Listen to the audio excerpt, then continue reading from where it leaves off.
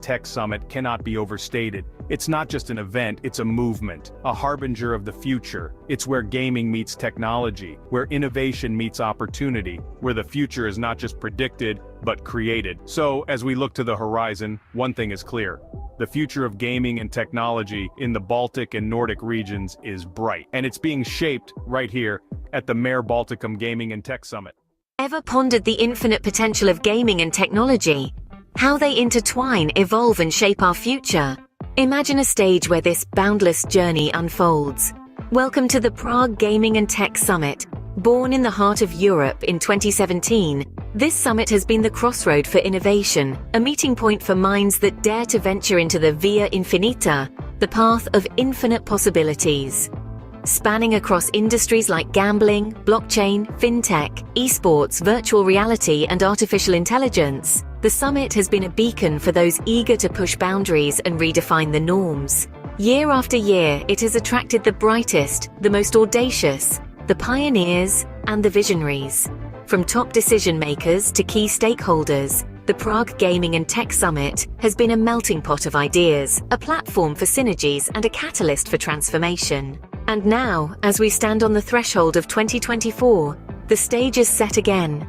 From March 25th to 27th, the city of 100 spires will echo with the sounds of innovation, the whispers of change. This is not just a summit, it's a journey, a quest for the infinite, a voyage into the future of gaming and technology. Answer the call, venture into the Via Infinita, experience the Prague Gaming and Tech Summit, because the future waits for no one, and the path of infinite possibilities is yours to explore. Embark on this journey, seize the opportunity, discover, innovate, transform. Welcome to the Prague Gaming and Tech Summit 2024.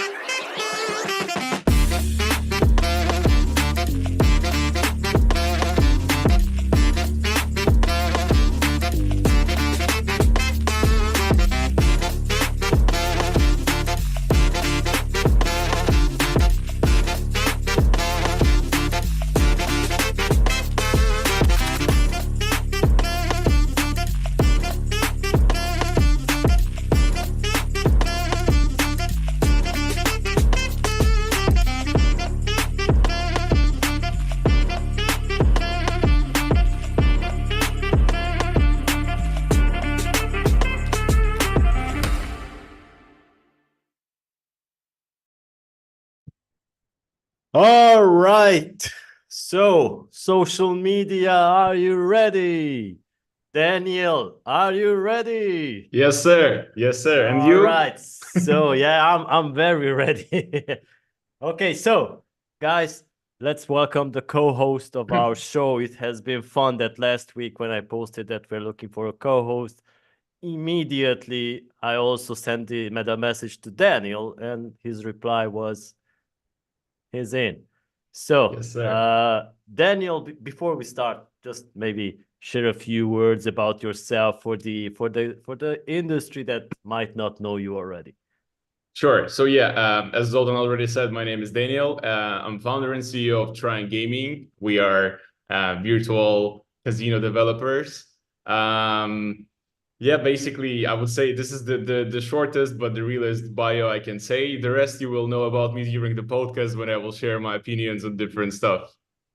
All right. So yeah, we have lots of things to talk about, and as we do every week here on the weekly huddle, we add a couple of a bit of spice to the world, and we comment the news that are happening around the world in different industries up until this morning. So if we first dive into the iGaming industry, which because that's one is like 60% of our audience. So Timor-Leste, a region I never heard of, emerged last week in the news as a new serious, safe, and secure online gambling jurisdiction. So this has been reported on one of our websites, and it seems that it is one of the strongest democracies in Southeast Asia, and is taking further strides to become a new jurisdiction in the online gambling, betting, and online gaming sector to complement the regimes of Malta and Isle of Man. This sounds very interesting. I mean, I So, never heard that they have casinos there in general. So this virtual gaming association of Timor-Leste hosted a special industry event on Friday, February the 2nd, that revealed further details about proposed regulatory framework. They will be recommending to the Timor-Leste government that they should issue both B2C and B2B licenses. Regulations be modeled after the Maltese regulation and the Isle of Man's regulations. Uh, and it was also confirmed that this virtual gaming association will be conducting consultations, a process with the industry to further refine its regulatory approach. But this, do you know where it is? I have no idea. And Virtual Gaming Association sounds like a Star Wars Force, something like this. I mean, we are doing virtual studios, but I never heard about them, honestly. Yeah, it might become the next Vegas, like in a Exactly. world where the grandmothers, maybe your grandmother, goes out for a bingo night in a regulated market as online betting in Timor-Leste. They might step it up and become the Vegas of Southeast Asia. Who knew? So Vegas on the island. exactly. So Daniel, if you were to gamble on one thing in Timor-Leste, what would it be? Well, I mean, first of all, when I will go there to gamble or do whatever else there, I will think about to not become a food for the animals who are living there. Because yesterday I Googled a bit and there's like any animals you can imagine. All right. Yeah, well, I mean, honestly, it's in general sounds a bit funny that they're going to do casinos there, but I believe for this type of nation, something like betting might be cool. All right. So it might become the next Malta. Who knows? Definitely might be. All right. So let's also step into this blockchain crypto world, maybe you are more fond of. KuCoin Ventures has entered into a strategic partnership with BitDragon. So the trailblazing cross-chain project built on the SRC20 protocol marks a significant milestone for both entities. They joined forces to revolutionize the gaming landscape. I recorded a podcast yesterday with somebody who is doing sports betting on blockchain. That's going to air next week on the Hipster Talks podcast. So BitDragon, developed by core builders from previous The Sandbox, is set to redefine the GameFi throughout its innovative three-asset model. So by seamlessly integrating BTC inscriptions, NFTs, and tokens, BitDragon aspires to create a cross-chain gaming ecosystem that pushes the boundaries of what possible is in the crypto gaming space. So this strategic partnership is going to probably reshape the landscape of cross-chain gaming, opening doors to unprecedented possibilities.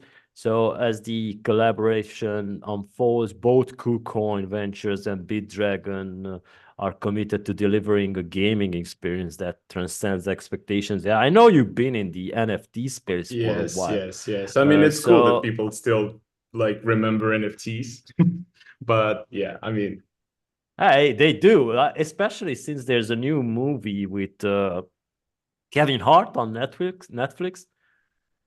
Just it was released a couple of weeks ago, where NFT is in the core of the movie. So yeah. I think in a move. Go ahead. I mean, I think like people didn't use the whole potential of NFTs like on full. We stopped on these games and like traditional NFT trading on marketplaces and like but there's definitely more useful use cases for the NFTs. And I heard that like a month ago, I read an article and that was like that 95% of NFT market is crashed now. So like nobody's buying NFTs. And now like reading this article that they're developing a new metaverse, basically new game experience, and they want to include tokens and NFTs. I mean, that's definitely something exciting to see. I just hope they might bring the value to NFTs again back. All right. So I think that they at least will try to make a lot of money out of this. So, oh yeah. So Daniel, if you had to create a cross-chain game, what would it involve? Dragons handling cryptocurrency, or cryptocurrency becoming dragons? No, actually, I would say rocket with a crypto bringing me finally to the moon, because I'm the guy who's like when I just discovered crypto for myself, I was the guy who is always typing like, you did $50 on trading and you're like posting to the moon, guys, we are community. So, and of course, at the end of the day, I lost everything with which I deposit. So yeah, if it's a game, at least in my own game, the rocket with crypto will bring me to the moon finally. All right. I've been hodling since 2012, so it's in the game. Will you, if you will create the game? Probably cryptocurrency becoming dragons. Okay. All right, so back to Malta, as we talked about it earlier. It seems that they are so eco-conscious right now. The Malta Gaming Authority has embarked on a new initiative that continues to echo its commitments toward ESG. As part of this ongoing effort to champion sustainability, the MGA has announced a unique initiative. Well, it's not that unique, by the way, where on one tree is planted for every new employee who joins the authority. That's something that doesn't happen so often.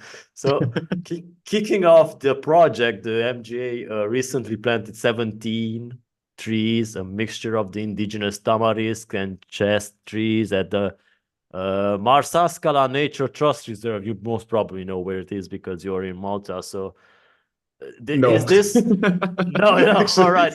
Yeah, I'm sure. I mean, I know where's Marsaskala. I know it's like if you have a car, it's like, I don't know, 10 minutes. Everything is 10 minutes in Malta. But I never been there, so yeah.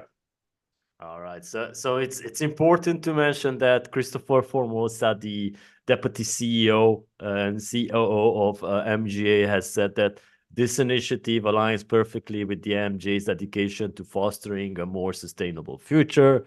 By planting a tree in the name of our new joiners, we aim not only to signify the beginning of their journey with us, but also to symbolize the professional growth and development we anticipate for both them and our organization. Well, for every new employee, MGA plans to plant a tree. At this rate, they'll single-handedly reverse deforestation or run out our employees, in my opinion. So it's a win-win solution for both of us and for the planet. So nothing says welcome to the company quite like here's your desk and there's your tree. Don't forget to water it, my friend. So Daniel, if you would join the MGA, so if you were a tree planted by the MGA, better to say, what kind would it be? A sturdy oak symbolizing the strength of the gambling regulation, or a fast-growing bamboo representing a rapid industry growth? Maybe I'll choose a Christmas tree, actually. All right. Because it shows the stability every year. Once a year, everybody go to the Christmas tree, celebrate, and having surprises. So yeah, I would say Christmas tree. But do you like the idea in general that they plant trees? And another question from my end comes straight away. I joined your podcast now, so will you plant a tree in your office for myself? No. No. Okay. No, we don't do that. But we might buy a ficus or something and place it in the office. Don't call it my name, please. All right. So, sticking to the industry, it's the season of the gaming awards. Oh, by the way, how come you're not in London at ICE right now?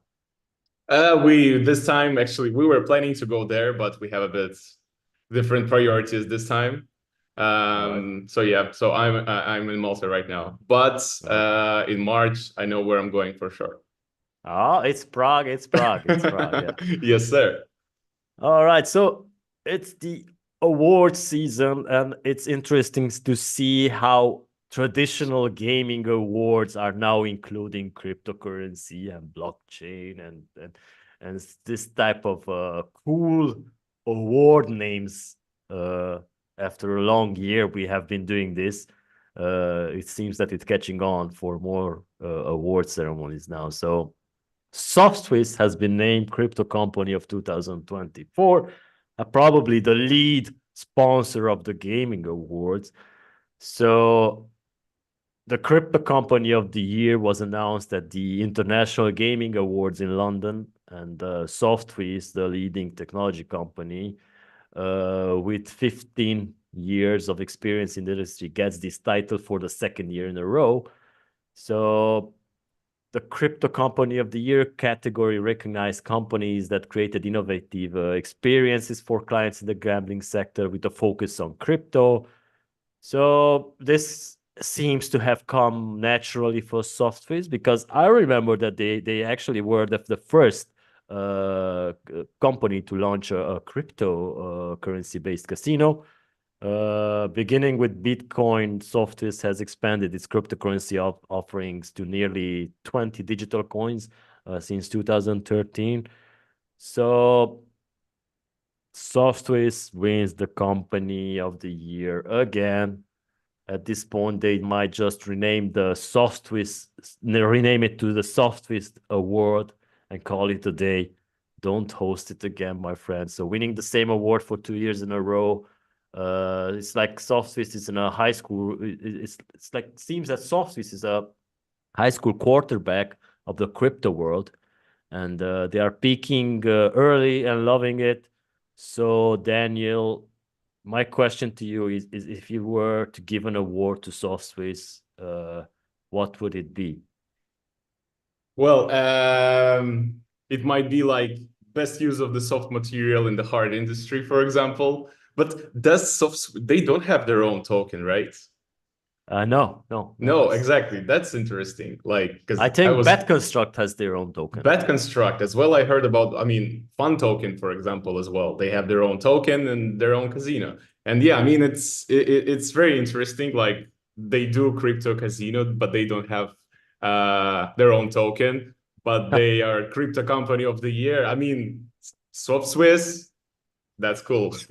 Man, we love you. We love you, Yeah, for especially sure, for sure. especially since you are always on our website with the large banners and coming to our conferences. We love you and we support this award, guys. So, mastering your gaming experience, finding the perfect genre. So this has been an article that has been submitted to European Gaming last week. So it seems that in the huge universe of gaming, the joy and satisfactions players get from gameplay often depend on the alignment between their preferences and the genre of game they choose to explore. So this is not about iGaming, this is about video games.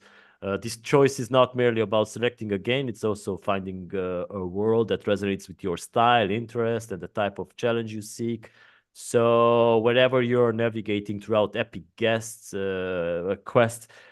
diving into adrenaline-fueled battles or exploring the strategic intricacies and of the best online casinos platforms, for instance, the key to an enriched gaming experience lies in discovering your niche within the diverse gaming world. So finding the perfect gaming genre is like finding the right pair of socks, right? So it's all fun and games until you realize you've been wearing the same one on your hands, and that they say that is this is the spice of the life, but in gaming it's just another way to realize you're bad at more than one type of game. This is like for triathlon athletes, when you're doing just running or cycling, then you decide to also do swimming because it's good to suck at more sports than just one area of sports. So, so Daniel, if you had to be trapped in a game genre for the rest of your life,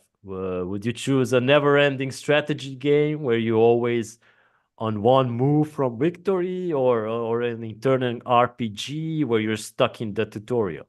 Well, I will go for RPG. I hate strategy games. I mean, now I'm not playing, Ah, but before I was. I mean, I think like big part of my life it was in World of Warcraft. I just stuck there for ah, 6, 7 years for sure when I was a kid. So just because of this warm memories and cozy evenings, I will go for RPG where I stuck in tutorial. all right, then 3D shooters, first-person shooters. No, RPG, it's a role play game, like not shooters. All right, Or but wait. also, no, Ah, I okay, just want. okay. Okay, it was a question, sorry. Yeah, I mean shooters as well, yes, shooters as well, but I wasn't good at the shooters. Yeah, RPG, and I really like the FIFA as well, football. Yeah, that was fun. But you did not play FIFA 99. No, of course not. My first FIFA experience was on PlayStation 1. I remember it was FIFA 2002 or something, like very pixel, like cubicle characters are running. Uh, And you even can't say like, who is this guy? Like, even if he's famous, you don't understand anything. So yeah, that was all fun. right. So sticking to going back to the token part, and now exiting the iGaming industry, we are venturing into the blockchain space, and it seems that the crypto fan tokens record up to 170% profit last year. So over the last few years, crypto has begun to integrate with sports throughout the introduction of crypto fan tokens, as you may know. Purchasing these tokens allows fans to invest in their club and engage in different ways, including allowing fans to vote on decisions within the club and have access to certain exclusivities. But are they profitable? It seems they are. And based on a new studies by crypto tax experts, CoinLedger, they have analyzed that the price action of these fan tokens over the course of 2023. Using the data, they calculated how much money someone would be starting in 2022 with if they invested $100 into each coin on January 1st, 2023. So for context, Bitcoin had a 155.18% increase in 2023. So $100 invested in Bitcoin in the beginning of last year would have been $225.17 January 2024. So that's a lot of that's a huge This return is of how people go invest. to the moon. Not Yeah, like me. exactly. So that's how you buy a Lamborghini and go to the moon. Exactly. So in a shocking turn of investing in sports fan tokens turned out to be more profitable than playing in a fantasy football league, where you can just earn a little bit. So in this study, many club tokens have been listed. So it seems that Bologna FC's fan token has outperformed Bitcoin in the financial equivalent of a backbench player scoring the winning goal in the World Cup. So, Daniel, imagine this: you have some fan tokens, Mhm. maybe just one. What exclusive decision-making power would you give to your holders? So choosing your wardrobe for the next live show or deciding which dad joke you tell next. So you're the owner of the fan token. Yeah. Well, I mean, it's a very serious decision. Maybe they can It choose my is. outfit for next hipster show. What about Exactly, yeah. that? Yeah, All yeah. right. Um, I think like people really like interact when there is a fun stuff, and maybe like I can let them choose what kind of breakfast I'm going to have. So maybe like All that, I right. will stop just drinking coffee in the mornings, and we'll have a proper breakfast, for example, something like that. Okay. So this morning, I read a news about smart toothbrushes being hacked. Almost 3 million toothbrushes. I also posted on LinkedIn about a keynote session we hosted in Prague in 2019 about this cybersecurity stuff. It seems that nowadays even your toaster, your smart toaster, could blackmail you. So cybersecurity is very interesting. But the brush, like it, how they hacked it? It was connected to the Wi-Fi, or Yeah. It was connected to the Wi-Fi. oh, okay, for what? Like to see the progress, how you're cleaning your Most teeth, or Yeah, most probably. These are okay. like how many times did you brush your teeth and probably sending you notifications. But yeah, there was a story a couple of years ago about a casino being hacked throughout the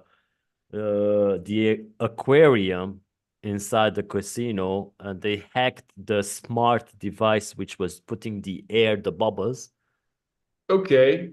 and they got into the casino system throughout that. So yeah, it's crazy. Through the air thing. Oh my Yeah. God. Okay. Okay. Okay. So, crypto miners and botnets. So, Darktrace end of year threat report sees a shift in threats as MAAS and RAAS dominate.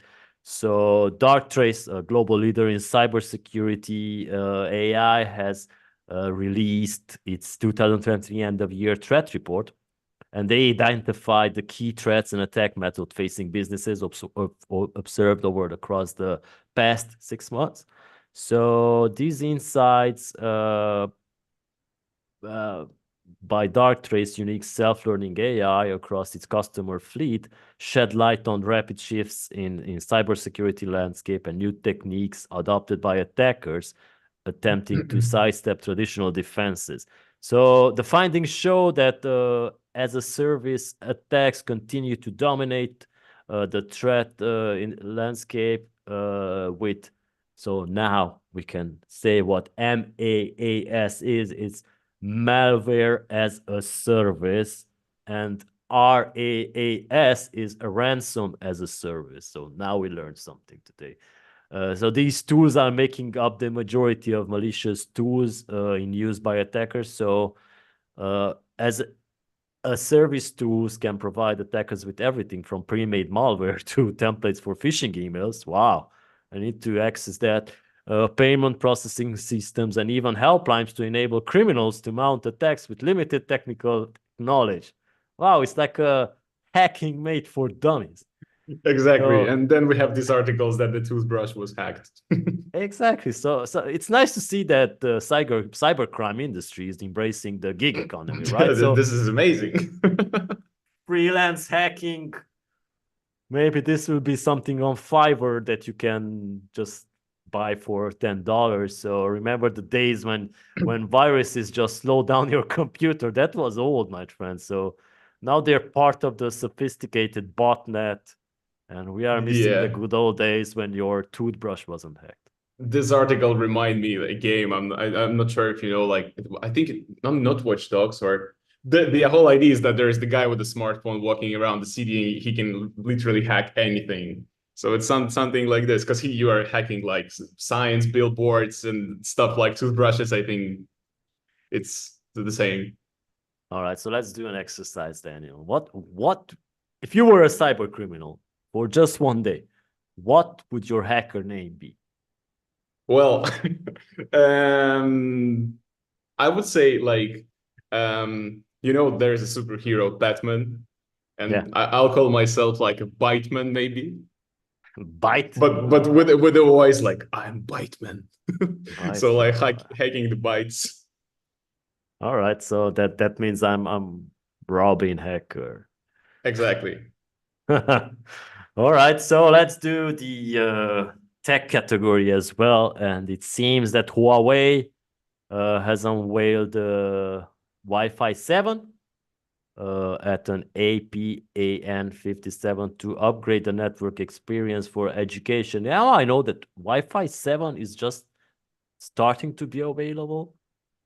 Yeah, I mean honestly, like I'm not a lot into Wi-Fi generation topics, but Wi-Fi 7, we already have like crazy fast internet. So what's Wi-Fi 7 is like even faster.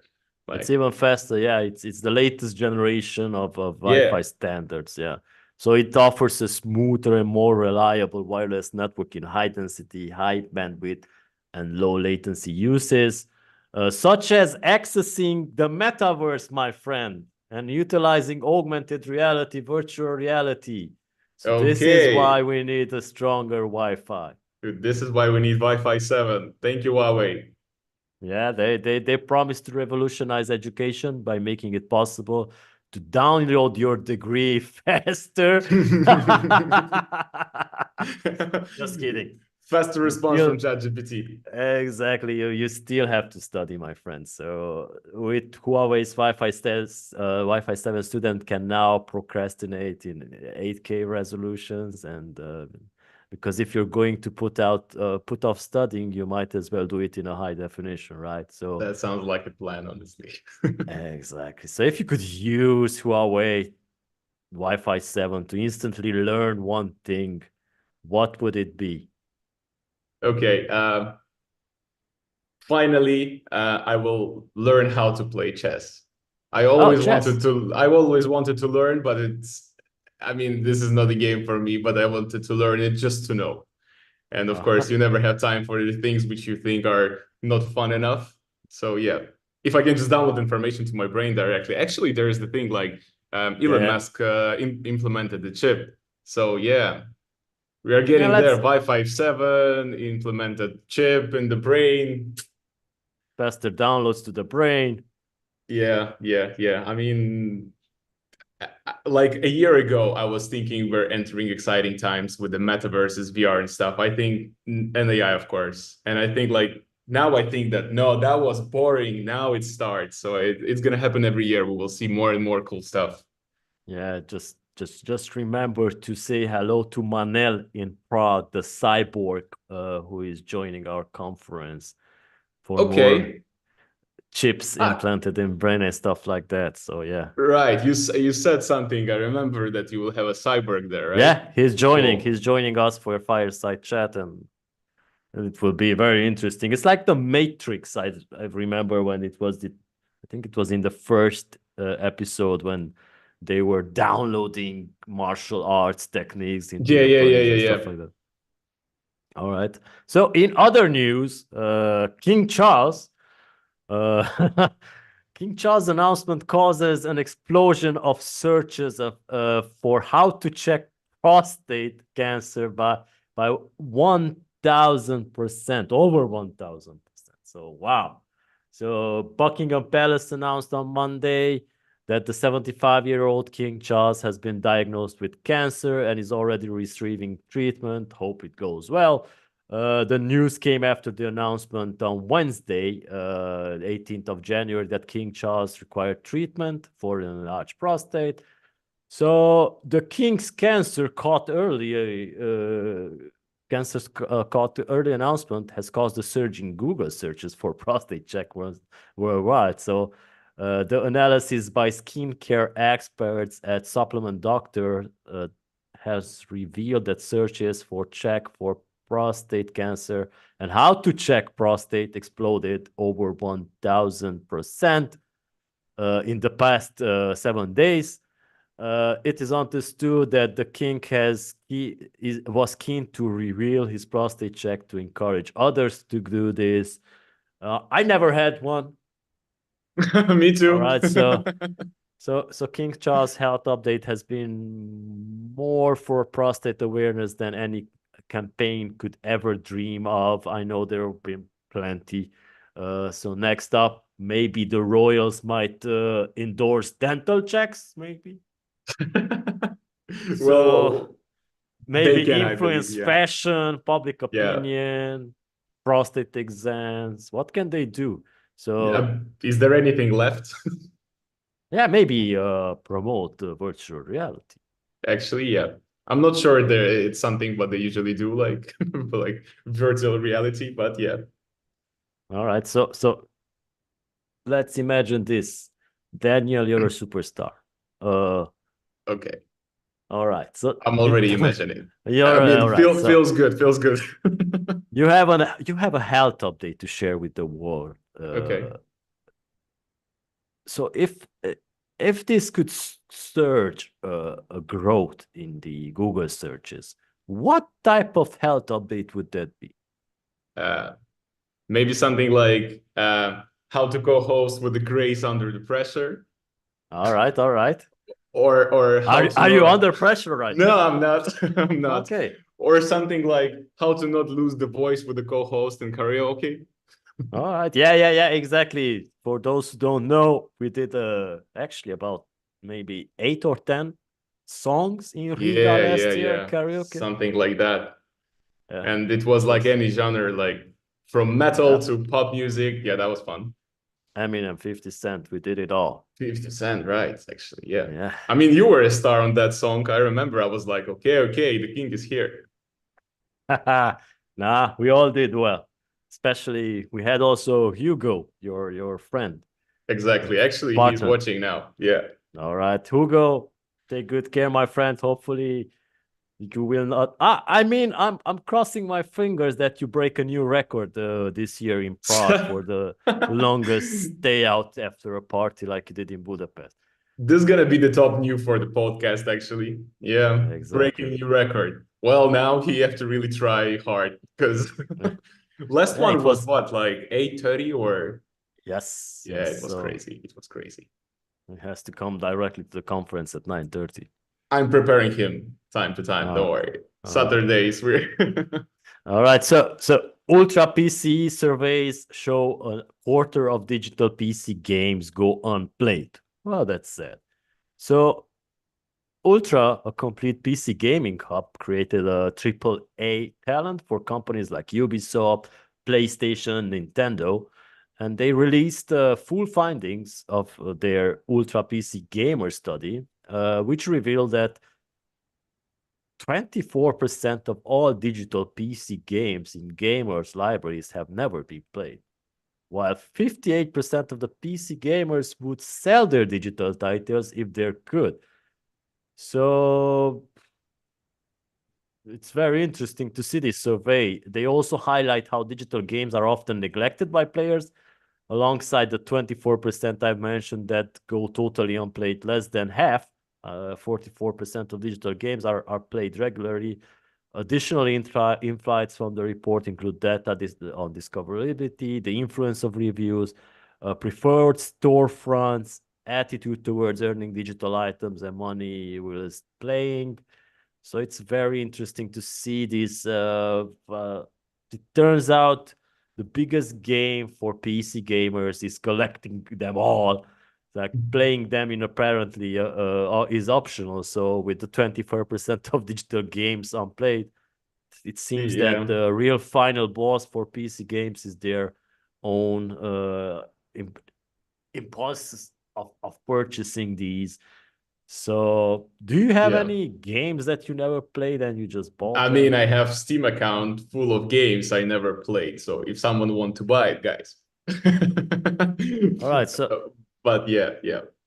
So, if you would had to confront your backlog of unplayed games, would you start with the oldest or just keep buying new ones, hoping that they play themselves or they play among each other? No, I will definitely start with the old games. I mean, there's a lot of, historical releases which really like everybody have to play. It's like a good movies. And actually, Yeah, here's a tips and trick. We all know GTA, right? yeah, Especially San Andreas part. And if you don't want to buy it, but you still want to play it, there is a new collaboration with Netflix. So if you have a Netflix account, yeah. you can download GTA to your iPad or whatever, and play the whole GTA there. So yeah, this is what I was doing like a couple of weeks ago. I was like, okay, just nostalgia, let's go. And you just have to have a Netflix account for that. It's totally free. All right, my friend. I stopped playing GTA at GTA 2. Actually, I played GTA 1, GTA 2. So you skip the best part. San Andreas is the Yeah, best part. yeah, I know everybody keeps telling me that, but nah, don't have time to do it. Yeah, So, yeah. sticking to other news that besides the hacking of toothbrushes going on around the world is like the Tesla owners are told not to wear Apple virtual reality headsets while driving. I shared a video this week on Monday when uh, people were caught and filmed walking around with new Apple virtual reality headsets. By the way, this is not a commercial for anyone. So no, it's not for Tesla. It's not for Apple. I'm an Android user, so you cannot incriminate me of siding with Apple. So Tesla owners have been reminded to keep their eye on the road after videos of drivers wearing Apple virtual reality headsets have gone viral. U.S. Secretary for Transport Pete Buttigieg posted on X to say that all current vehicles require the driver to be engaged at all times. So, however, one driver admitted his video was a prank. I don't know if that's even true. So, Tesla and Apple have been contacted for comments by CNN, but they never replied. Probably, most probably, this news I read was a sponsored post by Apple to sell more headsets. Hmm. So it's very interesting. The world is becoming like that movie Ready Player One, which Yeah, is yeah, even yeah. worse. Well, I don't think so. I really like that vibe, honestly. I mean, Yeah. I'm super techie, like that's for me. And actually, yesterday I was watching the video where when the guy was trying driving a car with Vision Pro, and I mean, well, you can do it, and that's crazy. Of course, it's not safe, and technically there is no like rules so far that you can't use Vision Pro and drive for now. But yeah, this is the future. I mean, I can't wait when I don't have to wear the VR and I just can see all the screens around like Yeah, maybe natively. some maybe some lenses for your eyes that you can just Exactly, exactly. Or the chip in the brain. I don't yeah, know. that's a bit tricky because you need to connect to the eye and stuff like that. But it's Yeah. interesting. So between the self-driving cars and VR headsets, we're a strong stone throw away from drivers just asking themselves if are they really driving the car or is just a really immersed game that they are playing on the headset. I hope they're not gonna start driving a car thinking it's a game, like in a game, you know? Yeah, there So was a story about Carmageddon. I don't know if you remember that no. game. It was Carmageddon 2. Ah, yes, yes, yes, yes, yes, yes. Sorry, It was yes. banned in several countries because it was so violent. Because Yeah, the more people you ran over with your car, the more points you got. So if exactly. you had to wear this VR headsets while doing a daily task, what would it be?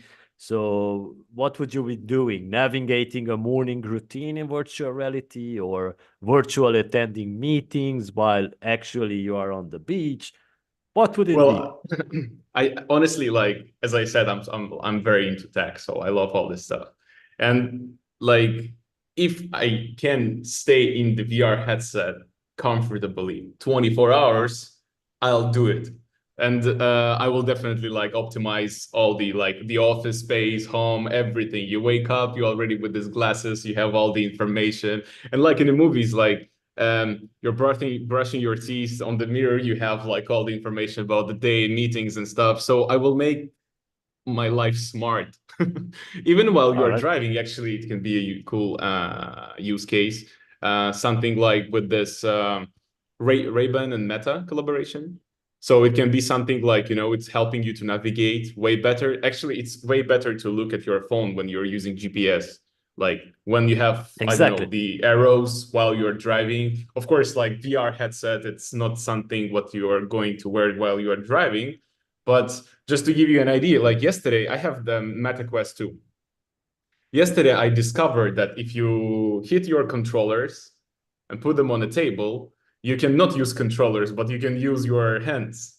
Oh, really? I have to You try. never I have tried the it. same one. No, no, no. Listen, yesterday I spent like 3 hours just moving the menus using keyboard, and I was like, gee, that's so cool. So you need to Basically, just like do that yeah, just very gently, like 1, 2, two and times. flip them and put on the tables. All Yeah. right. And then you will see that it's like in Meta Quest 3 or Vision Pro, it's tracking your hands so you can interact with the UI with your both hands, or you can do like Vision Pro if you are keeping the distance between the screen and your hand. So you see the arrow and you can interact like this. It feels crazy. I was just sitting in the room. I put a lot of different screens around and was like really trying to work with the Mac. And it's Uh, much cheaper than the Apple Vision Pro. Way cheaper. Yeah, yeah. Like Meta Quest 2 is around 280 euros Yeah. right now. Yeah, if you even get the large, I think 512 gigabyte or 256. Yeah, I have the smallest one, 128. And I I have mean the it's really enough. it is. All right, so Yeah. sticking to this subject because we do love VR. So HTC, one of my favorite companies. I must declare this. I have been an HTC user for almost 20 years. Uh, I switched to Samsung last year because Mm. the last HTC wasn't that good. So they released a beta program for the Vive Ultimate Tracker that allows you to use the standalone body tracker with PC VR headsets via Steam VR, uh, and uh, and the Meta Quest 3 connected to a PC via Quest Link or Steam Link Steam that VR, yeah. are they are also compatible with the trackers. So with this Vive Ultimate trackers require a Vive wireless dongle to connect to compatible devices. Previously, these trackers could only be connected to a PC via integrated PC VR Wi-Fi streaming feature of the Vive XR Elite. And Mhm. with the introduction of this beta program, you can now connect the dongle directly to your PC and use the trackers with any PC VR headset. This is so cool. So to participate in this beta program, you need to join the Vive Discord server, and then and they will let you in. So it's like HTC says, why limit your tracking to just one reality? Now your feet can escape the virtual worlds too with your full body tracking across platforms. So it's like they're saying your VR avatar has clumsy movements. Now they can be just as awkward as in real life. So yeah, this is a great news, right? Yeah, yeah. Actually, we you remember once like when we met for the first time, I was showing your tech with the body Yeah, exactly. tracking. We did it this, I mean, exactly the same thing. Like you can use the VR and there's the program on Steam as well. If someone want to try crazy features with your VR, definitely go for it. It's called Driver for VR. basically you can connect software for specific parts of your body, and like for example your hands and head are tracked by VR, and the rest of the body including your legs and feet are tracked by, for example, this third-party software, and we plug the VR AI there, and we had a full body tracking. So yeah, that's cool. All right, The only problem, like how you gonna walk, like you really have to have a big space. Yeah, or there are those grounds that keep You in saw one the place. Disney did the video. This That's floor very when you interesting. walk, and yeah, that's cool. But All right. how that works, like for example, with the VR, and even if you're using the base stations, they're tracking your position. And even the standalone VR like Quest, it has the cameras, and it sees when you're moving in the space. Technically, on this carpet, you are not moving. Well, you're walking, but your body stays on the same spot. So how that works in VR? It's an interesting world, and we hate to ruin it for you guys because it seems that using headsets like Quest 3 and Vision Pro could have negative effects. There's a new study behind that. We will read it out, but we don't agree with it. We Of love course, VR. we don't. Exactly, we love it. So, what are the effects of long-term use of pass-through headsets such as Quest 3 and Vision Pro, if you're asking? Scholars are calling for more research. So Meta Quest 3 and Vision Pro show the world throughout cameras and screens. The headsets use sensors to capture the environment and reconstruct it as a digital video feed and on an opaque display. So this VR technique is called pass-through by researchers. Once the world is digitalized in this way, it can be manipulated and augmented in virtual objects, which known as mixed reality. So besides these pass-through headsets, there are optical headsets like HoloLens or Magic Leap. These are transparent and project digital elements throughout a piece of glass into your eyes, so allowing you to see the real world in front of you. Pass-through headsets eliminate some of the serious shortcomings of optical headsets, such as the narrow field of view, but they have their own drawbacks. The world becomes a video feed and loses much of its color, detail, and focal depth. So, however, these headsets will become the primary category of spatial computers over the next few years. The technology and mixed reality content will improve, and the devices will become smaller and more comfortable to wear, which means that they will be used more often and for longer periods of time. So the researchers call for cautions because the author said that while pass-through technology may be impressive and suitable for many applications, it may also have negative consequences, including visual after effects, lapses in distance judgment, simulator sickness, and social absence. So who are having these types of after effects? I'm so sorry for you guys. That's yeah. And the research team also says that we recommend caution and restraint for companies lobbying for daily use of these headsets. Tell that to Apple. And urge scholars to rigorously and longitudinally study this phenomenon. Previous research suggests that long-term use of headsets has consequences, and there's no direct research on issues of pass-through video, including the effect on children. So, are we crazy?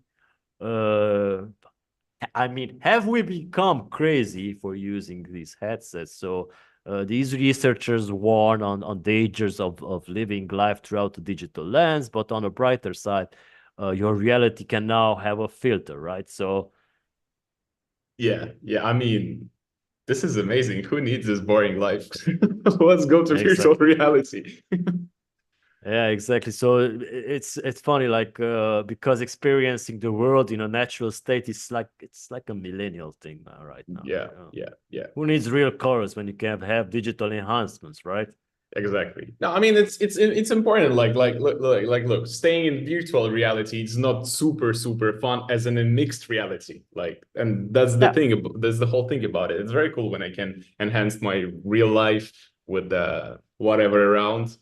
And actually, those things like motion sickness and the depth thing, I never experienced it. I always feel like kind of Or they okay. go away in time. Yeah, maybe. Because I remember when I wear VR for the first time, I was like, okay, like no problems with that. And sometimes, like when I remember actually when I gave the VR to Hugo, if I'm not wrong, like Hugo dropped your message in the chat. He felt something like motion sickness or a headache or something straight away, and I was like, okay, but Probably from staying up too late, not from the VR headset. yeah. So not everybody ready for the future. All right, but we are, my friends. VR. And for our audience, thank you for sticking around. Daniel, how was this first episode? Well, nice, fun. You tell me, actually. Hey, it's. Are you going to stick around to remain as a co-host? Of course, if you if All if you right. if you want to see me here, I'm down. It's cool, and it's really. I'm not a very morning person, but I feel like this podcast gives me some boost for the rest of the day. So that's amazing. Okay. Yeah, because we touched based on virtual reality and emphasized a lot in this episode. Let's do an episode where we both connect from virtual reality to Yeah, give that the sounds interesting. to give the audience the feeling that you might have with virtual reality, and let's do the show directly from virtual reality and That streaming it sounds like it is. interesting. Try All right. the hand tracking with your VR, and Yeah. yeah. Yeah, I must recharge my Oculus. I have not used it since last year, so yeah, it's a good idea, and it's nice to see that, and most probably more developments will come in the future with this. Yeah, for sure. Not just buying new headsets. Oculus 2 is a pretty strong headset, I think. Yeah, I would say there is just only one thing I would improve, and they basically did it in Meta Quest 3. This is like this pass-through mode in Oculus 2. It's black and white, Yeah, and yeah. So this is like basically if they had this pass-through in colors like in Meta Quest 3, then it's almost the same like Meta Quest 3 because since you can use your hands in VR without the controllers, it's the same mixed reality. Because most yesterday I probably tried just as an well. upgrade. I tried this thing yesterday. It was amazing. Like basically, I was sitting in one room. I took the screen with my hand without controller, and I just walked to other part of my apartment to the kitchen, took a water, went back. It's amazing. Oh. Yeah, it's most probably an upgrade to make it color, not just buying a new device because the cameras can do that. I hope, because if it's like this, then basically I'm sure there will be like independent developer who will just drop program like a software to make it show in colors. But I just hope they didn't put like monochromic cameras for the battery saving reason or something like that. Yeah, let's reach out to those cyber criminals. Maybe they will do some hacking. Exactly. All right, so everyone, thank you for joining us. Daniel, let's say bye to our friends. Bye guys. Thank you. And Hope you see you enjoy. next week. See you next week on Thursday, 9:45 CET. Take good care. Bye bye guys.